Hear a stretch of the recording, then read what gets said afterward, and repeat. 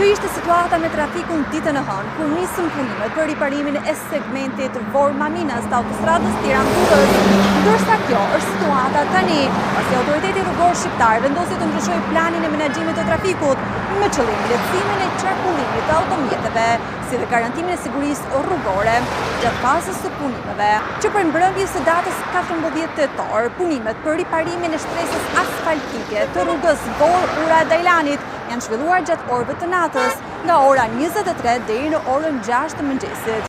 Gjatë kësaj fashe orare zbatohet bllokimi i përkohshëm i qarkullimit në drejtimin Vor-Durrës në segmentet Vorma-Minas, Maminas-Sukth, Sukth-Flak, Flak mbi kalimin e Shkozetit, mbi kalimin e Shkozetit Ura-Dajlanit. Zgjatja e punimeve parashikohet të jetë deri në 2 ditë për çdo segment, në varësi të kushteve atmosferike dhe progresit të punës. Gjatë orareve të mbylljes së qarkullimit, përdorësit e rrugës do të duhet të ndjekin rrugën alternative si Vorma-Minas, 4 rrugët e Shijakut-Durrës. Pas përfundimit të punimeve në drejtimin Vor-Durrës, do të vijojë ndërhyrja edhe në kahun tjetër të autostradës Ura-Dajlanit-Vor, duke ndjekur të njëjtin plan pune dhe afat kohor për çdo segment. Ndërhyrjet në këtë aks kanë një vlerë prej 50.8 milion lekësh pa TVSH. Në përfundim të ndërhyrjes, autostrada Tiranë-Durrës do të ofrojë një standard më të lartë sigurie dhe komoditeti, duke reduktuar ndjeshëm problematikat aktuale të trafikut dhe amortizimit të shtresave rrugore.